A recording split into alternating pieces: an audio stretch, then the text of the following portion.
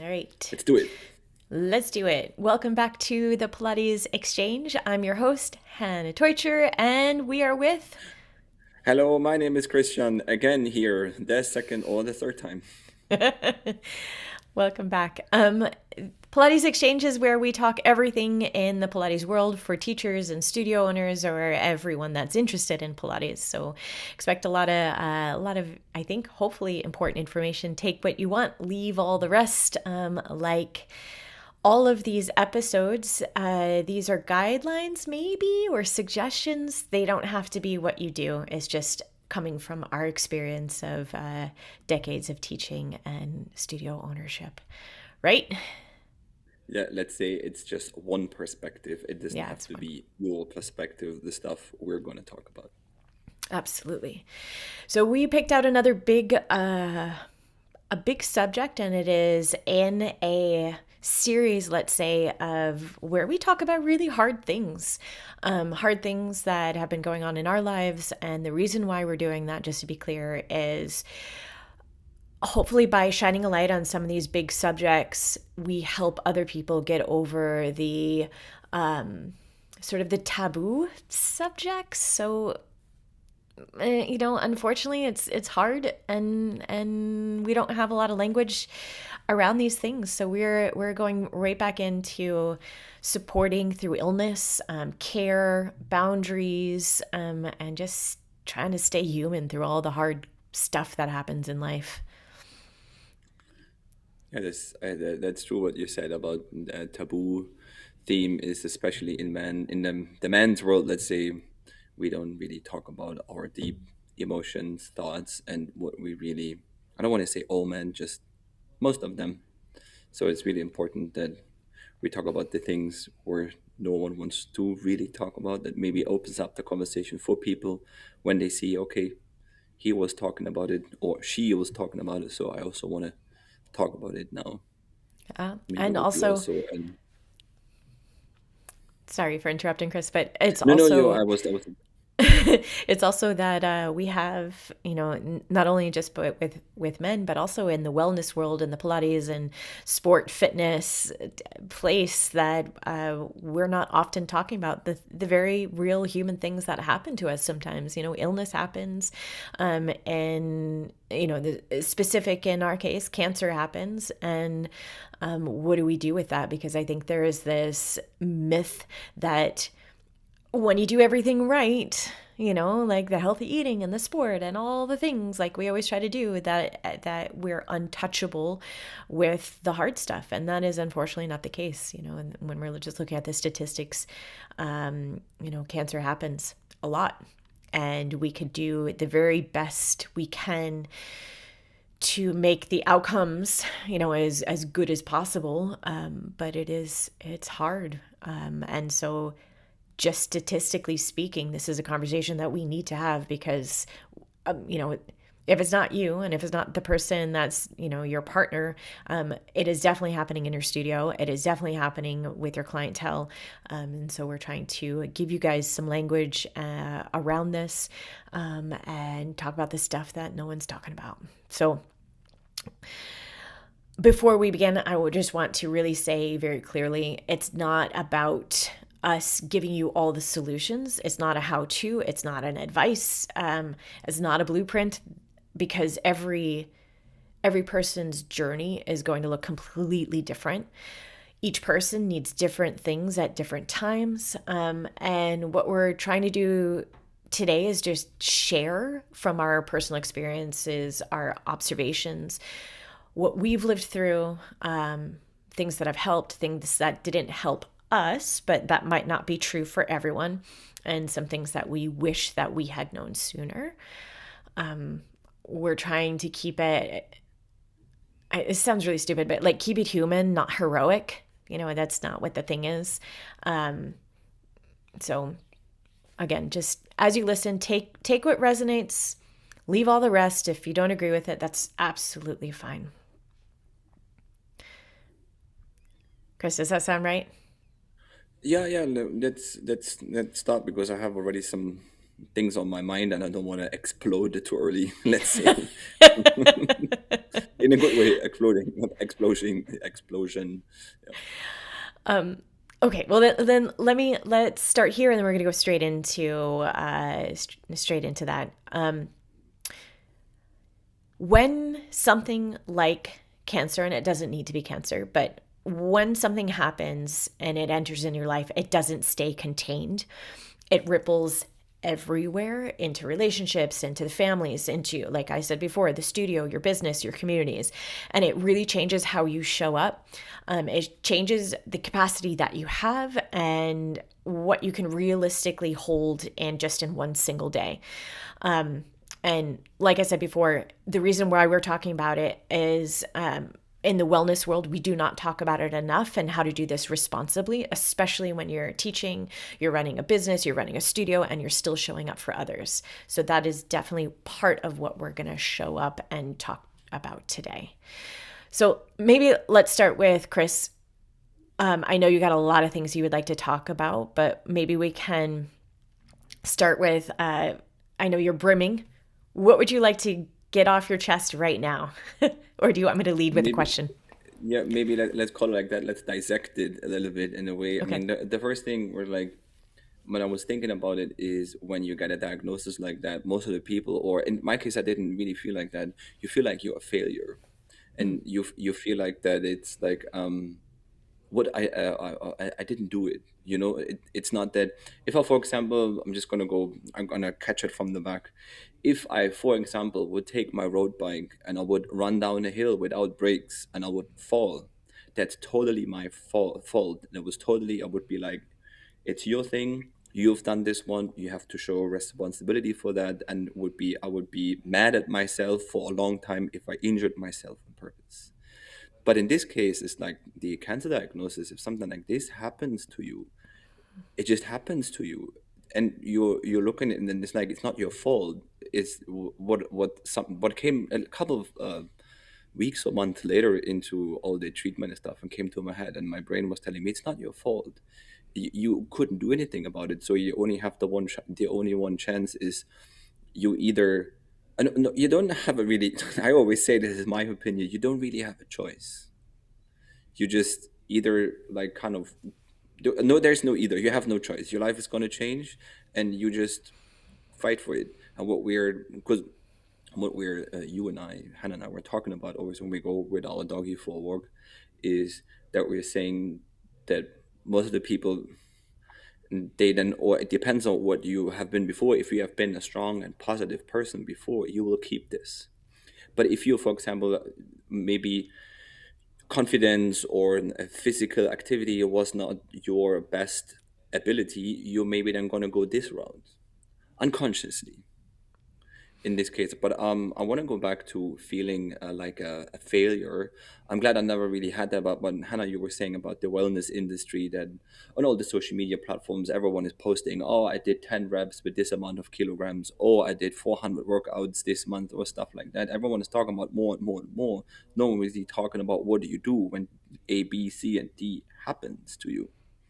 So I find this conversation, what we're going to have, or what we have right now, really important and interesting to shine light on something where no one is really talking about, or no one Yeah. wants to talk about it. Because like also with the with coming out with the story before, is like I think I've never been that vulnerable before, like in front of the camera. And I mean, it just happened. I didn't plan it. It was just the way it was.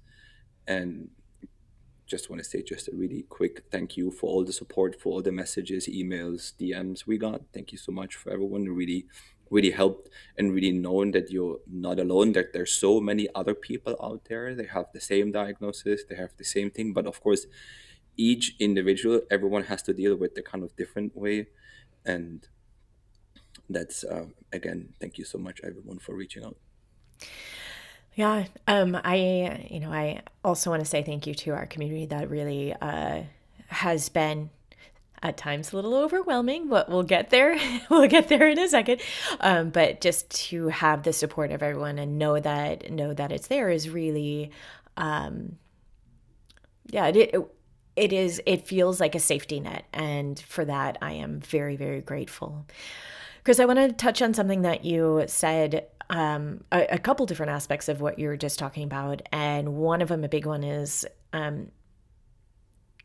sometimes in the wellness industry, you hear language that really makes it feel like if you're not doing X, Y, and Z, then whatever sort of terrible diagnosis that comes up, that it is your fault. And it's not. Like it's really like I lost count of how many people, how many Pilates teachers and yoga teachers and studio owners that are in our community, in our social media community, that contacted us privately to let us know what they are going through, right? Like it is everywhere, all over the place. And I have to say, if we're looking at healthy lifestyles, like we are walking the walk, we're doing the thing.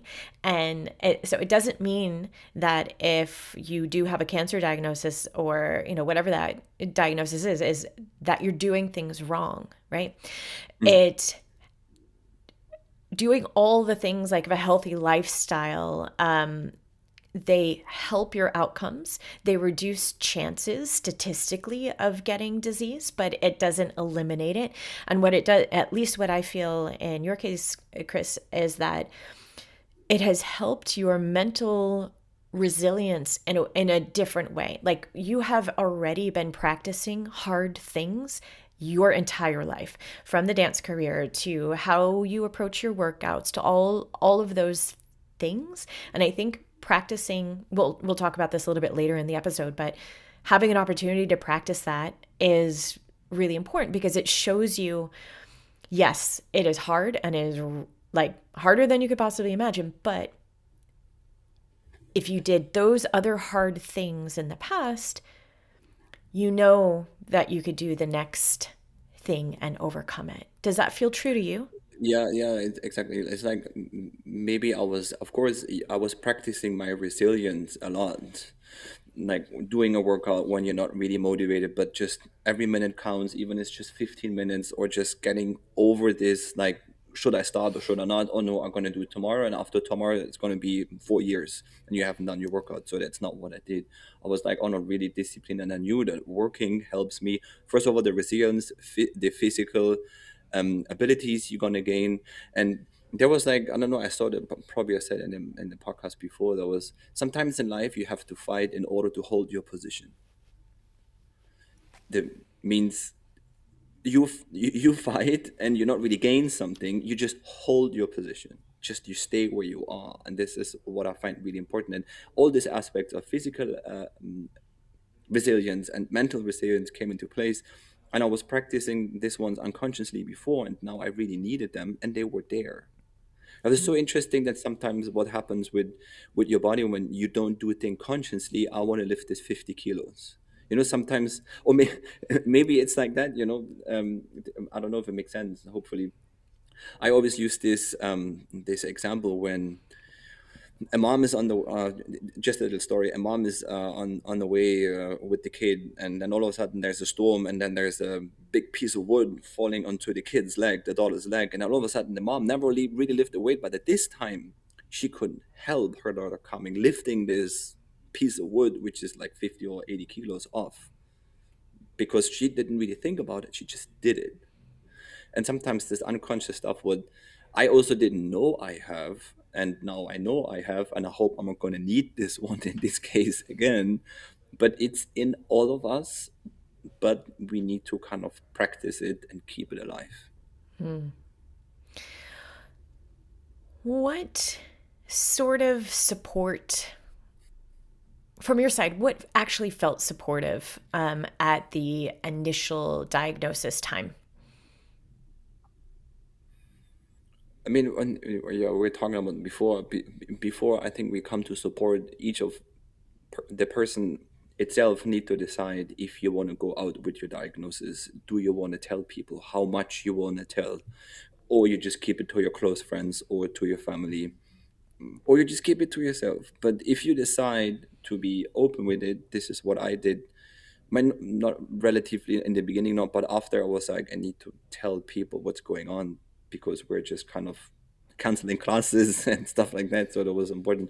So to me, actually, support is that you have like a structure in your day, that it's you're staying at home, you have like the same routine, you have your bed, so you don't really have to concentrate on new things that much, because everything what you're going to get after your diagnosis, your life is going to change. That's for clear. And of course you decide yourself how much you want to do this one. But the important part is for me that I had the feeling that you were there. That was really important. Then our doggy was helping me a lot, and this time he's just over there sleeping, and and then being at home, having the environment where you just don't really have to think about something. And then probably your next question's going to be support about the then, for example, then when you decide to tell what's going on in your life, you receive messages. People want to reach out. People want to tell you that they're thinking of you. But looking back at this time, the beginning after getting the diagnosis, I actually, if I could do it again, I hope I don't have to do it again. But looking back, I wish I would have taken more time for myself. Mm. Just like kind of not pushing people away, not, I don't want to say it, just saying okay, because there's so many things you have to then talk to doctors, and you reach or me, you reach out friends, and then you have some doctor friends, and because you want to get as much as information as you can. At least in our case, we wanted to do this one, to tackle that, to get an overall picture, because we didn't know what it is. I didn't know. I learned so many medical terms, so many anatomical things about myself, bladder, urinary tract, and all these things. I don't have to tell you all the names. We can all look them up. But you inform yourself what's going on. So I wish I could have taken much more time dealing with this one, and taken the time for myself, or just sitting. But in this moment, I had the feeling, the urge, that when I, for example, received the message, whatever it came through WhatsApp, whatever, that I had to answer, and I had to tell the person, no matter what it was, who it was, that I'm okay. And looking back, I have sometimes also the feeling that I needed to tell myself that I'm okay. Not maybe that's why I had the urge, or this feeling, telling the people I'm okay, that I know that I'm okay, because I had to repeat it. You're okay. You're okay. You're okay. You're okay. Just to give yourself maybe a little bit of normality, because normally what you always hear about this diagnosis, oh, have I don't really like the word cancer so much, so that's why I use tumor a little bit more. This is just my personal opinion. It's not that I'm not using it. It's just for me. To me, it sounds better when you get this diagnosis. You're just kind of, in a way, lost. And I mean, it's so many things, but now I forgot what I wanted to say. But maybe it will come back to me. So maybe, Hannah, you can move on with the next question. What I noticed from the caregiver side of it, and it's not that you needed a lot of care, like you were really pretty much independent the whole time, but as the, say, emotional caregiver, on the outside, the things that made life feel normal were the things that we leaned into, like you were saying, like the schedule. That was important to try to keep it up as much as possible, of getting up at a certain time, and having the breakfast, and not talking about the C word all the time. And then I think part of what was, at least back then, what you were explaining to me, is that part of the time answering people on WhatsApp or whatever messages of the close, it was a small amount of people that we actually told at the beginning, that it was exhausting for you in the beginning because you had to retell the story. But part of it was also normalizing what was going on, like not just pushing it completely away, and then also giving yourself that affirmation that things are going to be okay. Like we will find your pathway uh, through it all. So I don't know. Take what the person listening, take what you want from it. But it is also on my side. It was absolutely exhausting to have to tell people the details. So I would say, as a tip, if you're hearing someone else's story, let them do the speaking and please don't pry. Like the details will come out, but the it is so exhausting mentally to have to go through with every separate person all the details and how did you find out and then what's next and what are the one that I hate the most. I can't even believe that people ask this, but they do. What are the survival rates? I'm like, really? Get a grip. Like, what sort of? Thank you for bringing that up. But anyways, that's a whole different thing.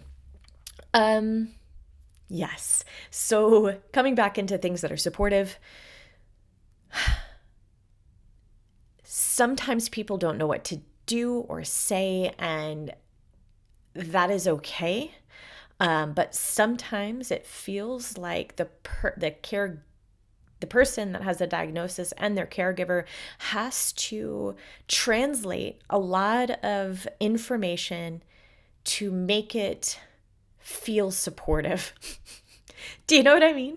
Like, I know people have good intentions and that's why they're there, but sometimes it was like, okay, I need to I need to flip the script in my head because either this could feel really crappy right now or I can make it feel supportive. And so there was a little bit of work that I had to do on my side, which we will get to in a moment. Yeah.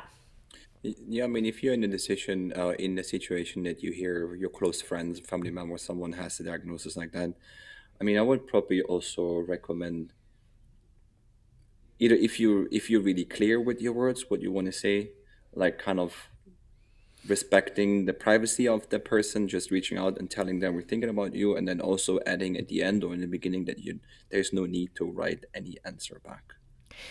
The person that doesn't have to respond. So writing this one would be also great. And at this time, I didn't also really know. I don't know what I would have said if you, for example, would have had or family whatever on our side. I wouldn't have didn't know what to say because you're out of words. And in this case, if you're really out of words and you don't know what to say, don't say it or just send a card if you have the address. Just I'm thinking about you, that's it. You just write a card and the person doesn't have to write a card back, Yeah. in I this think it case.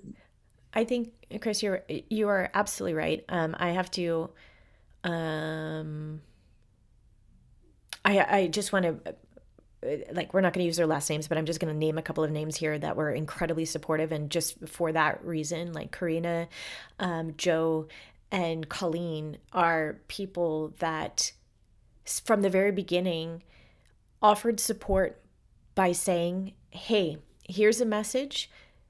I'm thinking about you. Do not respond to this. I just want you to know, like, here's a picture of my dog playing. Here's a picture of my little daughter playing, or whatever it was. It was offering these glimpses of humanity outside the darkness of what that diagnosis is, without any expectations that I needed to respond at any point. And there are other people that did a really good job of that, but that would be something that I can offer.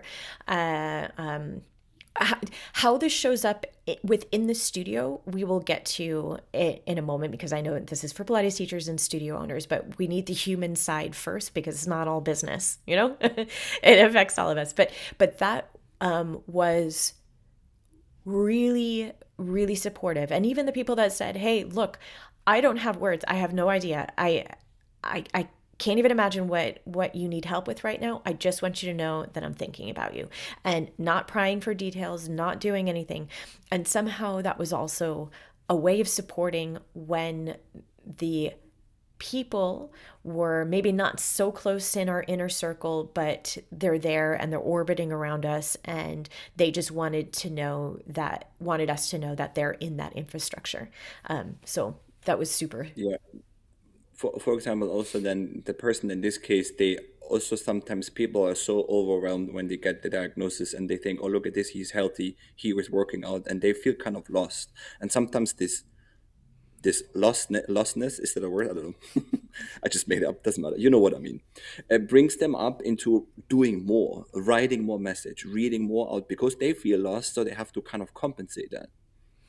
Yeah. And then the other thing what I wanted to say is also that some people that didn't reach out to me, they reach out to you. So then sometimes it means that the caretaker is dealing already with this kind of staying positive, being present, and keeping everything normal, and then has to deal with the other messages on top.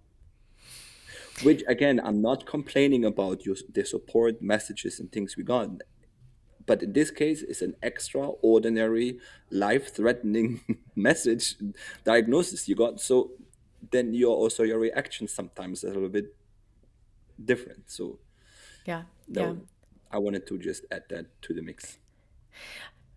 I'm going to circle back there in a moment about being a caregiver. Um, because I think that is a really important part to it. I'm just going to go though and concentrate a little bit more on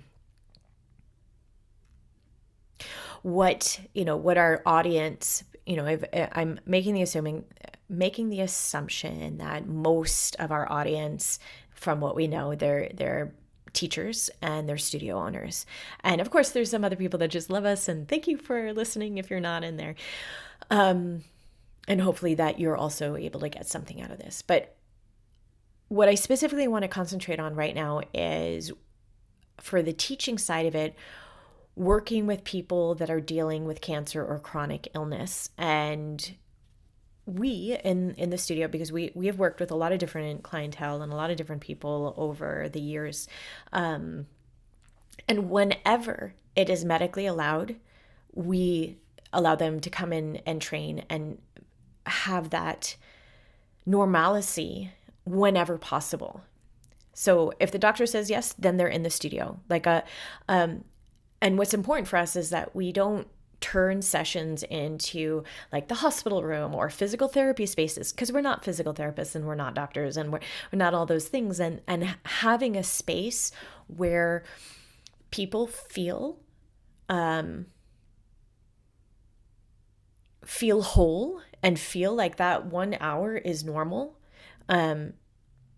So really we treat people as whole humans, and they just happen to be navigating something hard in that time, because normalcy, like I said, normalcy matters. And I think a big part of that is letting the clients lead how things are. So like in a private session, sometimes they're going to want to talk about stuff. Sometimes they're not going to want to. Some days they're going to want silence. Some days they're going to want distraction. And we never assume that we know what they're going to need emotionally in that time. And sometimes it's a group class, and we are, just holding space for them to do what they need. And that concept of like holding space has a little bit more, let's say, in the yoga side of wellness, that's a term that we use a little bit more often, like holding space. So like, for example, if someone is in my yoga class and they decide, hey, I'm out, like I'm going to go child's pose and then lie back down, and that's the end, we hold space for them to let them have the experience that they need in that class. Having that in the Pilates world is not that often, but it is something that we specifically do that within my studio and within the classes, that if someone comes into class and they're dealing with whatever they need and whatever they are, whether I know about it or not, if that person needs to lie down and not finish the class or just not do the exercise for whatever reason, we quote unquote hold space for them because they get to direct the experience that they need to have in that moment. And I think that's really important. So in the end, you're saying less is more in this Well, case. I don't know, like more like the as the teacher, we can't sort of put them in a little box of like, okay, you have cancer, so you're going to behave this way or that way, or you're going through, or you're a after, like you're now clear from cancer, you're supposed to feel like this or that. Like we don't know, each person is so completely different, and I guess that's the point of it, is that each journey is so different, and allowing room and space for that to unfold in the way that it does. I also want to Yeah. say, really important is that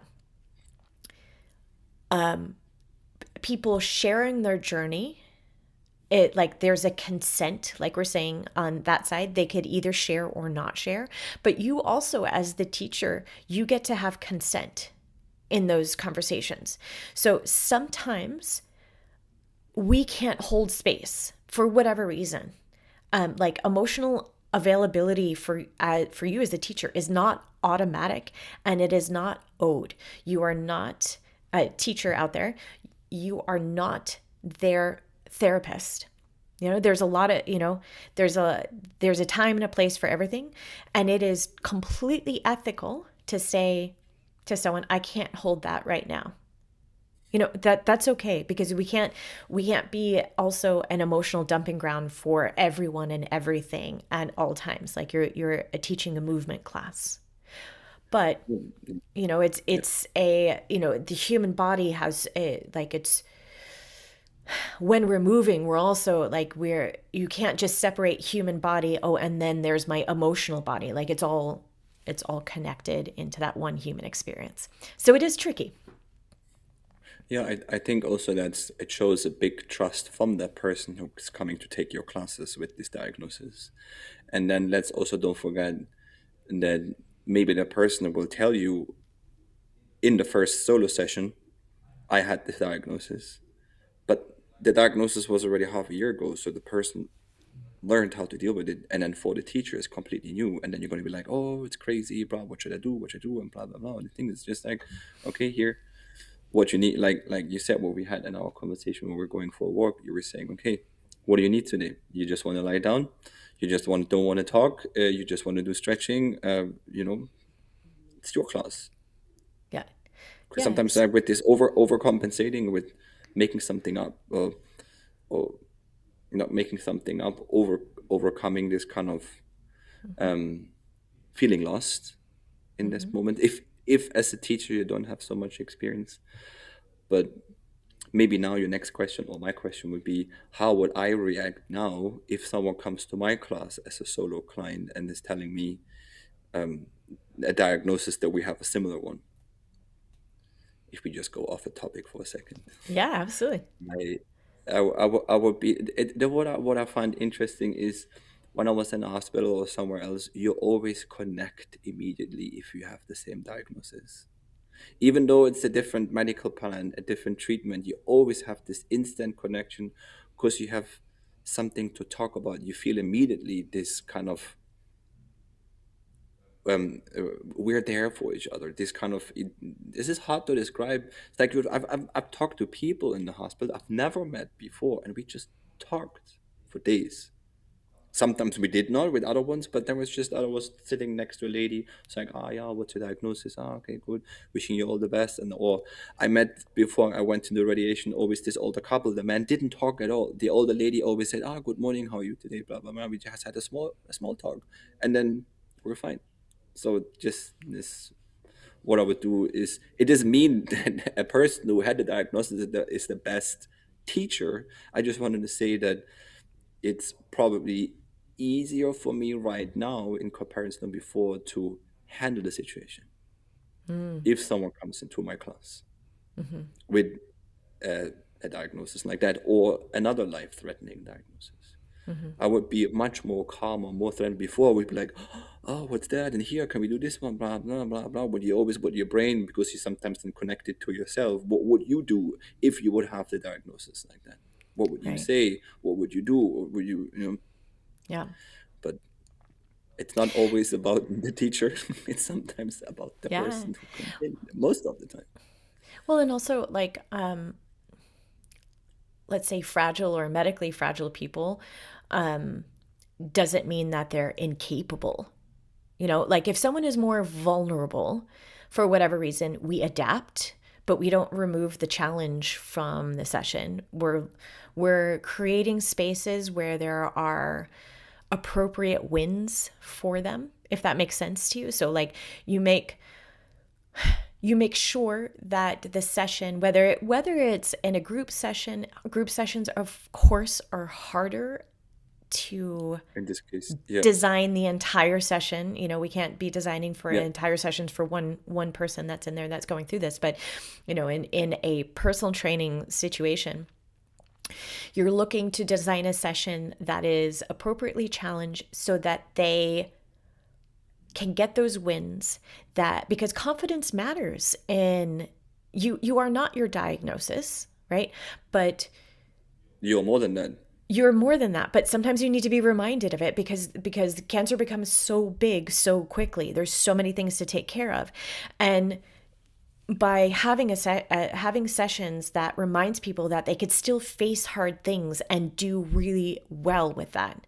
So treating people with treating people normally does not mean ignoring the illness, but that normalcy, let's say, can be regulating to them, because I think it's also in a way treating people with dignity in that sameness, right? Like we can't, if we isolate people, oh no, you can't do this, you can't do that, you can't do this, like you already feel, because of the amount of Yeah. appointments and the amount of things, right? Like you feel othered anyways. It does that make You sense, feel Chris? not normal. You feel not normal. It's not that you're going to pamper the person who comes in. I'm sorry, excuse Right. my language. It's just you maybe in this ways the word that came to my head is you're guiding the person back to the old or a new or a different strength. Right. But and Right. then like that brings me back. I don't know if it was a beat. It brings me to the next point.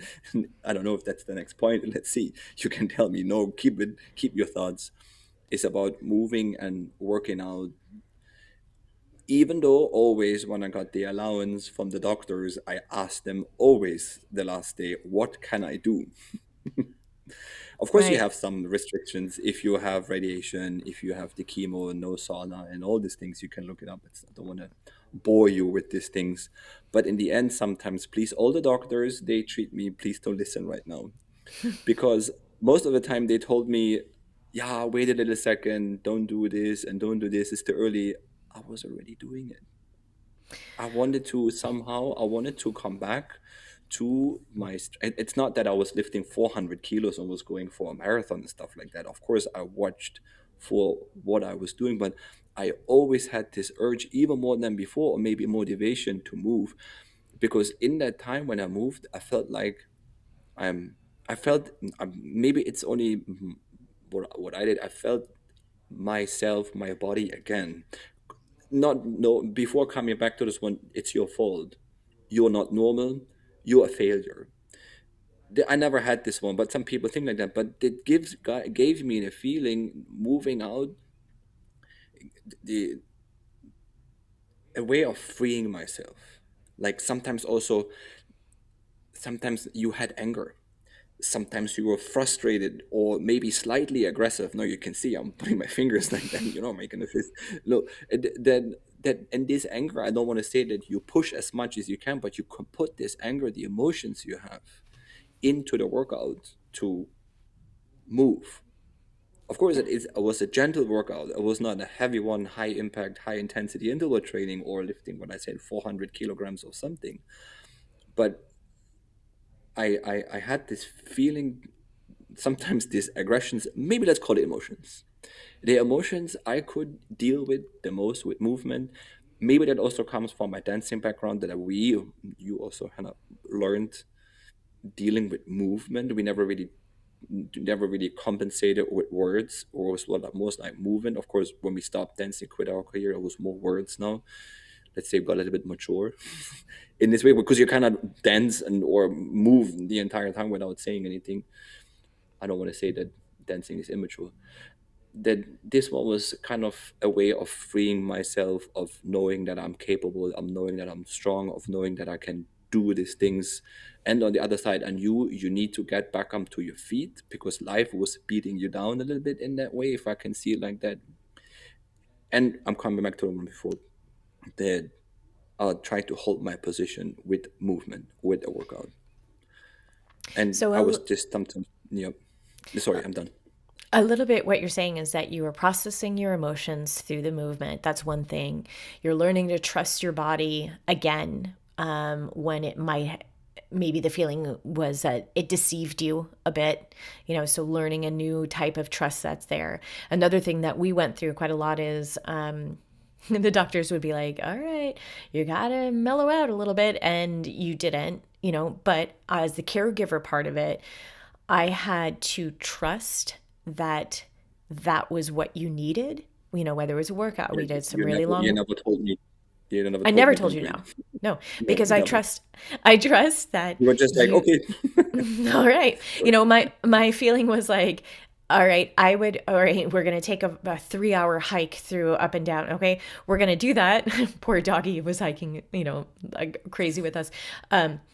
But I trusted that you knew what your body needed, not just your body, you knew what your brain needed, and then I would be there if something were to go awry. Like that that Yes. was it. It took you a while to learn to balance rest and work, but that's a process, and I don't think we would have gotten any further if I had said, doctor said this, so you can't go work out now. Like I don't think in our relationship it would have been good. And also when I'm looking as a teacher, like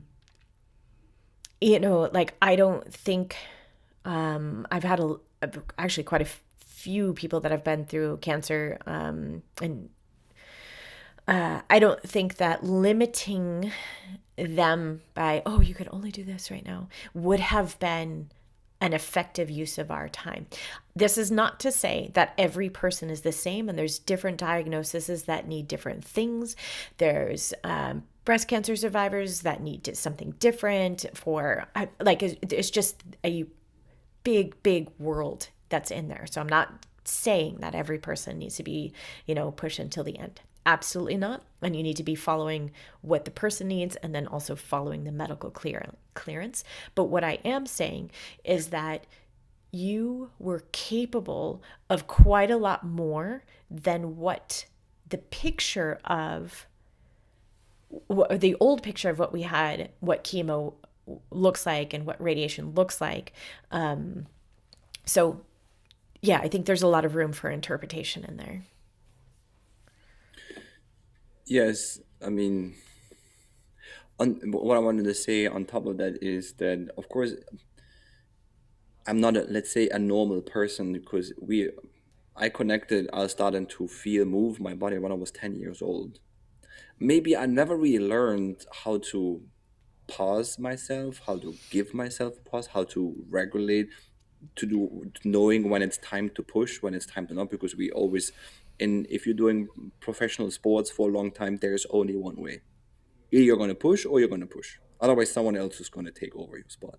So I never really learned how to hold back. But in this case, also, I always knew when my body was really tired, what the symptoms are. I just had to relearn them after the chemo radiation stuff. What are the symptoms now? The first time I got always after the first time I got headaches a lot. So then I real and then okay, headache is danger or like danger. Okay, let's take it easy. Let's rest for 2 days. The second time I was not a headache. I got a headache and fever was the one before. Yeah, and the second one I got nauseous the entire a lot, and I was always then my symptoms. I never had the fever and stuff from the first time again, just the second. So I basically had to learn the symptoms for my body to read in a way that I am not overdoing things. And I always, then yeah, and I always then thought that you can only go to bed when you are tired, and that is not true. Yeah, you did a lot I of learned that now sleeping. with my 42 years old. Yeah, sleeping is good. Yeah, Sleeping yeah. is good. So this is what I wanted to end. Yeah, and the other thing what I also wanted to say is what you were saying before about then we have this picture in our head from all these movies that when you see cancer people that they are gray hair, no hair, lying down sleeping the entire time. That's not true. You Well, don't it know wasn't if you true. see someone. In It my wasn't case. It wasn't true in your case. We have had a lot of people Yes. that deal with a lot of different things, but what is true is that there's that medical, the science has evolved so much, and there's a lot of different ways of treating cancer. There's a lot of different treatments that are available right now, and anyone that's has a diagnosis, or listening to this because they're dealing with a diagnosis, or maybe you're a caregiver, that each person's journey is different, and the picture, like Chris was saying, the picture that was there and really promoted by movies might not necessarily be the what it happens to your loved one or yourself, right? Yep. Yeah. That's true. I was like lucky that I was not tired the entire time. Yeah, you did It sleep a was lot just though. me. Yeah, more than usual because I finally had the time to sleep. Yeah, right. Yeah.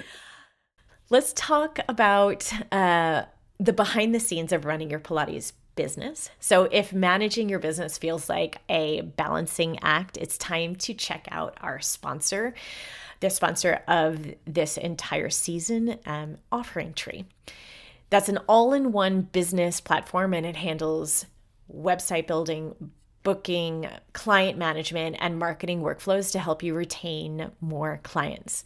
Book a demo or try it free today using the link in the show notes. We'll put it everywhere, and just see how it can transform your studio operations. The studio plans start from $100 a month and include an exclusive support, a studio support, ownership community, plus bi-monthly business coaching calls, which are amazing. Offering Tree isn't just software, they're your business partner. So there is a trial link, offeringtree.com/Pilates Exchange. And I will put all that stuff in the show notes. I'd like to move the conversation to caregiving, because the caregiver side of things is a very under talked about part of what this journey looks like. And it's harder than what people think. Because I think the caregiving shows up in a lot of different forms, and all of them are valid. Let's start with there. It looks different. If you are teaching classes right now, you have caregivers that are in your classes. There's people holding spaces for their children, their partners, their parents, their siblings. And those caregivers are holding space quietly in those classes, because a lot of the times we feel, I can only speak for myself, but we feel guilty. We're not the main character there, but we hold a lot of the stuff. We hold the fears, we hold the story of what's happening, and we try to protect our loved ones in a different way, right? So, like in my case, I was fielding questions from clients, and like all over the place, people wanting to know what's happening. And like I could barely breathe myself, and still was holding the space for all of these all of these other, I'm a caregiver, not just for you. Not that you were incapable, but a caregiver also in the form of all the clients that I take care of. Anyways, so a different caregiving. Sometimes the sometimes classes or the trainings that we're giving is the only place where they don't have to explain themselves. It's not about supporting caregivers, isn't about like motivation. It's about giving them some place where they can land. Just like what you're saying, movement is a regulation process, right? It helps them regulate down, getting back into their bodies, because we're a lot in our heads that whole time, because it's everything is out of our control. We can't help anything in that situation other than offering support in the ways that we know how, right? And that sucks, especially for the control freaks like me. So there's that part of it. Yeah, unfortunately, I cannot really give any advice in this kind of being the caregiver in this way. Hopefully, I'm not going to be in a situation, but Yeah. if But I'm you in a would, situation, I'm gonna be ready somehow but I think you have been a caregiver for me with the with the hip hip. replacement and a couple hip surgeries and stuff. But um caregiving looks yeah, like I said, caregiving looks a lot of different ways for different people in different relationships. Sometimes it's more emotional, sometimes each in my case, I think I showed the most I show my love in trying to keep the space and everything around us as normal as possible, and from shielding you from all the other stuff that happens. And also my caregiving is making sure that our business runs as smoothly as possible without you having to be in there. Like, that's how make sure that that's when you are ready to come back, that it is still running and it's still doing the thing that supports us. And that's the way that I do the my side of the caregiving. And again, each person is going to be different from there, Mhm. different with that. Yes. Something else I also want to name in this caregiving part of it is that grief doesn't always look like sadness. Because a lot of what I was navigating is not grief in this traditional, like in the traditional sense. It was the uncertainty, the loss of control, the loss of the future of certainty. Because like I am such a, like, we're gonna do this and then that's the next step, and like all of that was taken out, and that was really destabilizing. And I think naming that as that what's what my grief looks like can be really, really relieving. And it shows up in the weirdest of spaces and ways. I'll give one example just for Chris already knows this, but it's funny now, but it wasn't funny right then. Our tax attorney had called. He had a question about something, and he's a great guy. He's super. I tend to get nervous around him anyways, but he called and he just asked me how I was. I had no idea about the situation. And my listeners, I broke down on the telephone, inconsolable crying. Like, the poor guy had no idea. He's a very numbers person. Maybe he's not so. He He's had just no wanted to idea. know how you are. I know. He just wanted a receipt or something. I have no idea what he wanted. But it was like no one had asked me how I was during that time. And I think it was the first time that someone had asked me, and I'm like, I'm feeling emotional about it now. I wasn't expecting it. He had no idea what was going on. He had absolutely no context for this. And in that moment, like afterwards, I'm like snot running down my face, and the guy, like, it was so dramatic. And I felt so embarrassed, which I didn't need to be, right? Like, he was the sweetest guy, and and we talked about it afterwards, and he offered the support that I needed, and it's just part of being human. Like, we can't there's we try to create structures and boundaries, and we're going to get to boundaries here in a second, as best as we can, but sometimes it just knocks us off our feet, sometimes the uncertainty part of it. Yeah, yeah. This is what can happen. You of course you didn't plan that. It just in this time it came out because yeah, of course everything's about you, your partner, about me. They always want to know about how he is talking from your perspective. No one asked you how you are Yeah. in this case, Yeah. seeing it from the caregiving side. That's a really good, they're really good bridge for boundaries. That is true. No, this is What would be, you know, yeah. So what would be the boundaries you would have done or What would you give as Well, advice? yeah. So I think the boundaries are going to be both as the, the as the teachers and the studio owners and stuff. What I realized is that I couldn't process all the stuff and teach at the same time.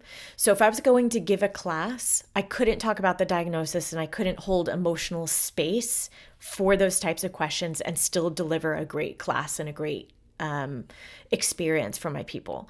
And so I really needed to separate. And it wasn't like it's cold, but it was a survival mechanism for myself. And people would ask me, "How can I help?" And most of the time I had no idea. I don't know. Like the question is like help, yeah, like take away the cancer diagnosis. That would be helpful. Like there's nothing to do. But the things that were the most helpful is like really clear actions. Like for example, I'm going to bring you lunch tomorrow. Is that okay?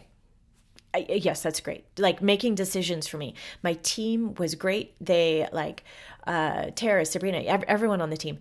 They made sure that on those long days, and they could just see it in my eyes. They made sure that I had food and snacks and coffee and water, and that was helpful. That was a different support. But going back to boundaries, I tried to be as clear with my boundaries as possible. And when I did start to tell people about what was happening, because like we said, we had to take you off of the schedule, and our other teachers started to step in. And so my conversation with people was really clear. I said, I would bring people in small groups that needed, people that needed to know. And I said, hey, I'm going to give you information right now. I cannot be available for questions about this right now because it is too much for me. So I ask you that at the end of this conversation, I'm going to let you know, and then I'm going to leave. I'm going to leave the space, and it's not because I don't care and I don't want to hold the space, but I cannot emotionally do this and still teach classes for the rest of the day.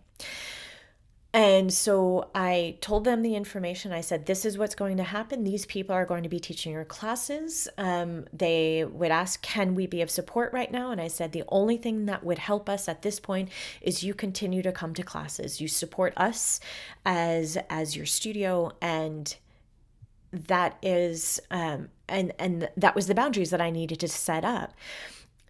I would say 90%, 99% of the people understood that, and they held space. And, they're, Chris, they all love you. So they were all emotional as well. But I couldn't be part of that emotional process because I was in survival mode, right?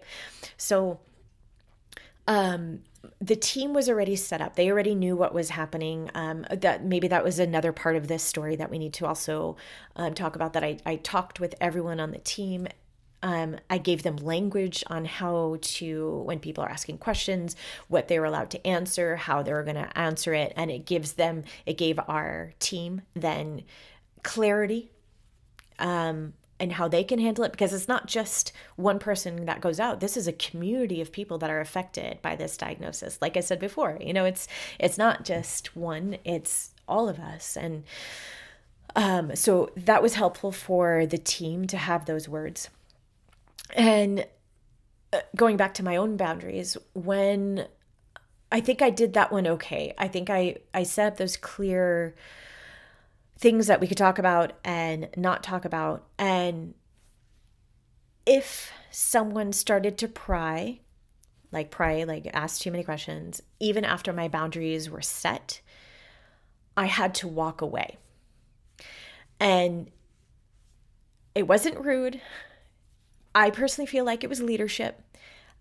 I then would let one of our team members know, can you deal with this situation? Because I wasn't able to hold the professionalism and continue the client experience in the way that I wanted to. And that's just the way it was. I believe that was leadership and showing what boundaries are. Some private clients were reassigned so I can, so that Chris can focus on his health and I could focus on my own mental health. And also in there with the private clientele, you have a lot more, say, vulnerability with them. You know them better. But even then, I always said, people would ask, and I said, hey, we get two choices here. Like, we can focus only on you. And that's what you're paying me to do, is focus on your body and your health. Or if we open this conversation up, I cannot do my job to the best of my ability. Totally your choice. It's your hour. I'm here for you. But I can't do both. And I think they most of the people understood that.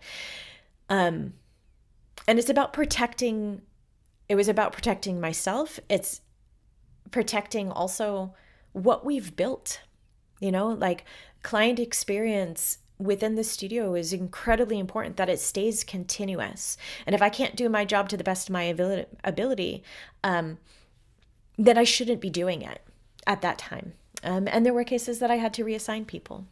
Yeah.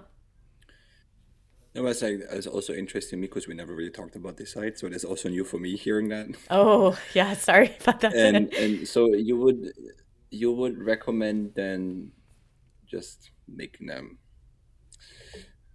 round up for this one, that you recommend, if someone asks you what should I do, you would say, okay, introduce or tell the people in phases. Like first you tell it to your team. Yes. Then after the second step, you would tell it to small groups of clients, and then giving clear instructions, Yes. and knowing for yourself when too much is enough, too much is too much. Then either you take yourself out of the situation, or you take some time off. Yes. Yeah. I think that this is the way that it made sense for me. I do think that there's other ways to do it, but this is the way that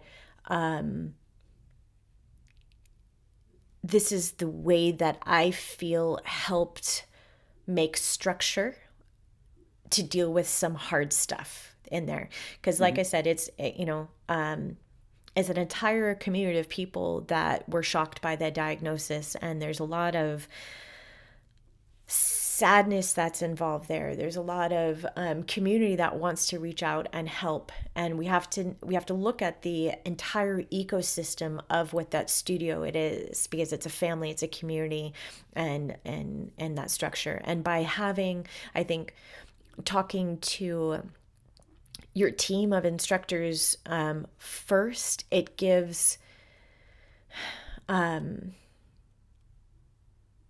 enables them to have language as well. I do believe that you should also say the language that they should be using, and what, again, they had always more information than what our clients had, because yeah, that's just the nature of it. And it also shows how much we trust our team. That's Hmm. Yeah. But again, there's a million ways to do this, and there's no right Yes. way. But this is the way that helped, I think, us get through it. So I have a couple more little parts that I would just like to touch on before the end of our session. Is that even though I think we did a very good job of, I think we did a very good job of doing the best we can, with giving, with boundaries and letting people know what they should know, and making a transition to new teachers, and even, and we also asked for privacy. And even when we asked for privacy, some people did share far beyond what we would have liked them to share. And something that we mentioned at the very beginning is that we chose to reframe things, especially that, as of concern and not out of malice.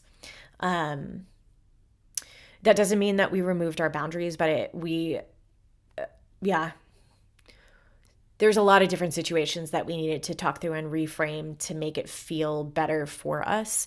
And just knowing that curiosity can still be invasive, and but people are inherently curious, and I do believe it's coming from care, but like concern doesn't override consent. You don't have to, you don't owe anyone your story. You do not owe anyone the details of what's happening in your personal life. You are choosing, and I guess that's what my point is from before. You get to choose what you let people into and what not, because at least when everything else is out of control, that is the one thing that you can control. And that's why when people were sharing outside of those parameters, it felt so invasive. But we do know it was just because people were concerned. Does that make sense, Yeah, Chris? this is part. Then you should also know when you decide to make it official, public, in a way that you will also hear the people telling a friend and telling a friend, "Oh, did you know he has cancer?" And it's just that kind of, it would never come to my mind if I get the information from someone to tell it to my neighbor or something. I know. So it's just like, okay, I got the information, and that's it. But this is out of your control, like you said, you cannot control. But don't tell him and don't tell her. You cannot really do that. But Yeah. then also on the other side, if you on the other side is also, you can also don't talk about it. You don't have to talk about it. Yeah, You can keep it to absolutely. yourself. Also fine. It's not. We don't want to tell anyone. No, you have to go in public. You have to tell anyone. No. If you feel like, do it. If not, don't do it. Right. Yeah. No, and I it's ultimately exactly that. It's your story, and you get to control the narrative. You get to control, for us, even though we did, like we said, we did talk to studio members and stuff, but even that, it was a while before we told everyone. It was a while before we told close friends and family members. Even like there was a lot of family members that didn't know for a really long time because Yes. It was like 2 to 3 months after the diagnosis. I yeah, had already been going through like the two endoscopies. Yeah, I yeah, remember. Yeah. yeah. But and also again, then it's also your decision. You choose like the phases you do. If you're gonna tell in the studio or in your private life, it's your fault. And if you don't tell anyone, you don't have to feel bad. You know, it's your story. You share it with whoever you want to with. Yeah. Within the studio space again, just talking quickly again about ethics, scope, and responsibility. We don't Pilates teachers. We don't treat illness. We have to stay within the scope of our practice. Our job is to support movement, confidence, agency, autonomy, and we cannot replace medical care. That's important to keep it in your mind because that is a powerful place to help people, whether it's the caregiver or it's the person that has the diagnosis. Something I do want to also name that leadership during crisis is a very lonely place to be. You're often the container for a lot of stuff, even when you're breaking internally. Sometimes decision makings are, it's like emotionally compromised. That's why last episode we were talking about having structures there that help alleviate some of that pressure, and so that you make better decisions when it's so emotionally charged. When you're the leader, especially in the studio space, you don't really have space to process, and that processing becomes very public. So if you're feeling any of those things, like you're not alone and you're not failing, reach out. I'd love to talk to you about it. I think for a closing reflection, I would say that support, this is just reiterating a lot of stuff. Support doesn't require access to personal details. Care does not mean availability at all times. And boundaries are what allows care to remain human. It allows you that normalcy in there to go back. If you could go back, do you have anything that you would do differently?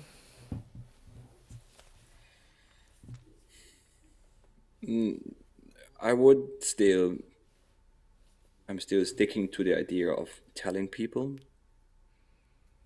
but also now knowing what happens when you tell people, when you let the bird free, let's say, more or less, if you want to compare it like that. I'm still sticking to the one, what I said in the beginning, of allowing myself more time, dealing with the situation, getting all the information, making, let's say, a plan, even though there is no plan, kind of is, dealing, being fine with it, not feeling like a failure. Things kind of I never had, but this one, like allowing myself the space, the time to really know what's going on. And other than that, everything what I've done in between treatment, for, after, and thing, I would probably do exactly the same, because most of the things there were not consciously. I was just, my body was doing it by itself somehow. I don't know. Don't ask me why. Don't ask me where this where this what you call this, the voice is coming from inside of your head. But I think people that are listening who have been in a similar situation would know what I'm talking about.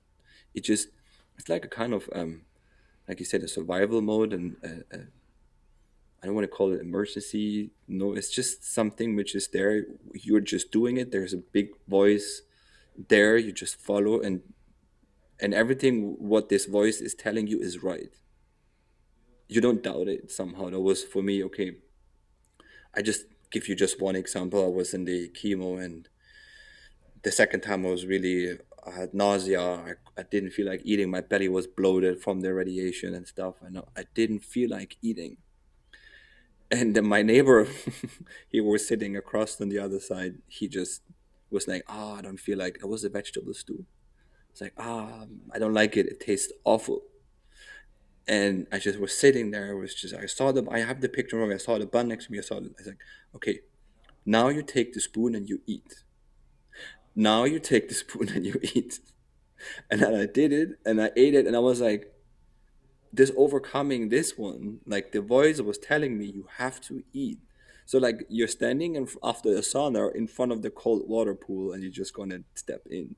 It's the same feeling. So I took the spoon, I ate, and I was like, that's actually really good. And my neighbor on the other side was, he was not in doing chemo or something. He was just there the first day for some things. And that was so interesting. Then from that moment also on, I was just like even trusting my inner voice even more, because it is important to eat Mm. at this time. So Yeah. that was my advice. I would say my advice would be, if I could do things different, to delegate tasks faster to the support system that's there so that I don't have to take on so much. That giving, just like what you're saying, there's step by step. For some of us is going to be one bite at a time. Others, on the other side is just one appointment at a time, or one thing off of the to-do list at a time, and you're looking at a longer journey. So step by step, that list doesn't end, but you cross off what you can. I would say, if I were to give myself advice looking back, redesigning life and what that looks like is an ongoing process, but it always has been an ongoing process. So sometimes the grief of, oh, this is not what we signed up for, or what we thought life was going to be like. Well, it's always in flux, it's always changing, it's always evolving anyways. So there's no would have, should have, could have. It is, well, what can we redesign to make this even better than it could have been before? Exactly. Yeah. Yeah. So if this episode helps even one teacher or studio owner feel less alone, then I'm so glad that we did it. Yeah, then it's done its job. So take what resonates, leave all the rest, and remember that, I don't know, professionalism and compassion, they could coexist. Yes, exactly. And I always come to my favorite phrase: where there's life, there's hope. Absolutely. All right, my friends, happy teaching. We'll be back next week and we're going to continue the conversation, hopefully with some good news. Have a wonderful week and we'll see you next time. Thank you so much for listening. Bye bye.